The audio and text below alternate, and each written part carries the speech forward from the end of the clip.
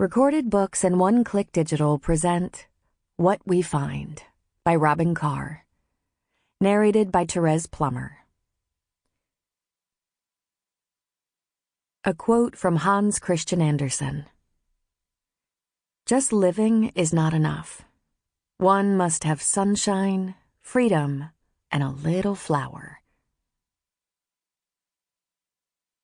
Chapter 1. Maggie Sullivan sought refuge in the stairwell between the 6th and 7th floors at the far west end of the hospital, the steps least traveled by interns and residents racing from floor to floor, from emergency to emergency. She sat on the landing between two flights, feet on the stairs, arms crossed on her knees, her face buried in her arms. She didn't understand how her heart could feel as if it was breaking every day. She thought of herself as much stronger. "Well now, some things never change," a familiar voice said. She looked up at her closest friend, J.C. Kent. They had gone to med school together, though residency had separated them.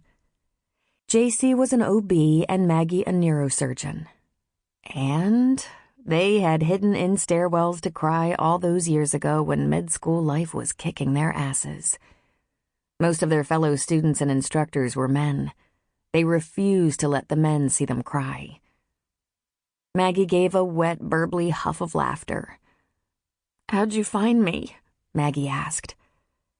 "How do you know you're not in my spot?" "Because you're happily married and have a beautiful daughter. And my hours suck. I'm sleep-deprived, have as many bad days as good, and..." JC sat down beside Maggie. "And at least my hormones are cooperating at the moment." "Maggie, you're just taking call for someone, right? Just to stay ahead of the bills?"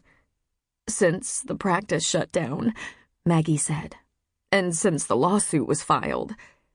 "You need a break. You're recovering from a miscarriage and your hormones are wonky.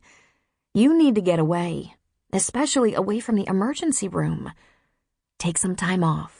Lick your wounds. Heal." "He dumped me," Maggie said.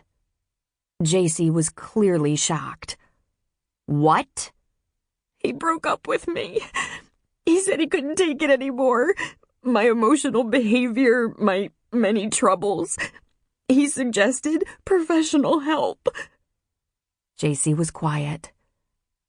"I'm speechless," she finally said. "What a huge ass!" "Well, I was crying all the time," she said, sniffing some more. "If I wasn't with him, I cried when I talked to him on the phone. I thought I was okay with the idea of no children. I'm almost 37. I work long hours. I was with a good man who was just off a bad marriage and already had a child." "I'll give you everything but the good man," JC said. "He's a doctor, for God's sake. Doesn't he know that all you've been through can take a toll? Remove all the stress and you still had the miscarriage. People tend to treat a miscarriage like a heavy period, but it's a death. You lost your baby. You have to take time to grieve." "Gospel," Maggie said, rummaging for a tissue and giving her nose a hearty blow. "I really felt it on that level. When I found out I was pregnant, it took me about 15 minutes to start seeing the baby, loving her or him." Not to beat a dead horse, but you have some hormone issues playing havoc on your emotions. Listen, shoot out some emails tonight. Tell the ones on the need-to-know list you're taking a week or two off. "No one knows about the pregnancy but you and Andrew." "You don't have to explain. Everyone knows about your practice, your ex-partners, the lawsuit. Frankly, your colleagues are amazed you're still standing. Get out of town or something. Get some rest." "You might be right," Maggie said. "These cement stairwells are killing me." JC put an arm around her. "Just like old times, huh?" The last 7 or 8 miles to Sullivan's Crossing was nothing but mud, and Maggie's cream-colored Toyota SUV was Sample complete. Ready to continue?